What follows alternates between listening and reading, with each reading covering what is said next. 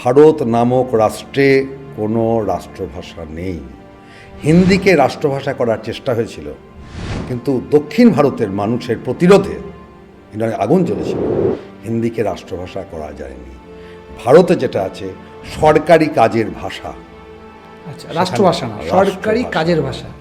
ভারতের সংবিধানে national language বলে কোনো শব্দ নেই, আছে অফিসিয়াল ল্যাঙ্গুয়েজ। আচ্ছা, তথাকথিত আমার মতো শিক্ষিত মানুষ তারা জানেন না, অথবা জেনেও তারা না জানার ভান। আশ্চর্য উদাসীন্যে, অদ্ভুত নীরবতায় তারা এ বিষয়ে কোনো প্রশ্ন তোলে। আমার কোনো কাটোয়া শহরের ছেলে, কোনো বাংলাভাষী ছেলে যখন উত্তরপ্রদেশ চাকরি করতে যায়, সেখানে সে কাউন্টারে বসে গ্রাহকের সঙ্গে কি ভাষায় কথা বলে, সে যদি বাংলা ভাষায় কথা বলতে চায় তার চাম ছাড়িয়ে দেবে।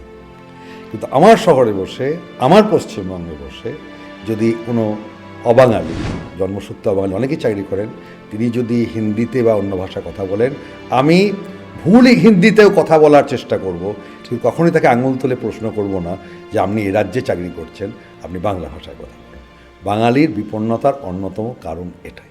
এর পুরো ভিডিওটা দেখতে গেলে অবশ্যই বঙ্গমন্ত্র ইউটিউব চ্যানেলে যাও, এবং সেখানে এই পুরো ভিডিওটা আছে। এবং যদি এই ধরনের ভিডিও ভালো লেগে থাকে তো অবশ্যই চ্যানেলটিকে সাবস্ক্রাইব করো, কারণ বঙ্গমন্ত্র চ্যানেলে এই ধরনের ভিডিও আসতেই থাকবে।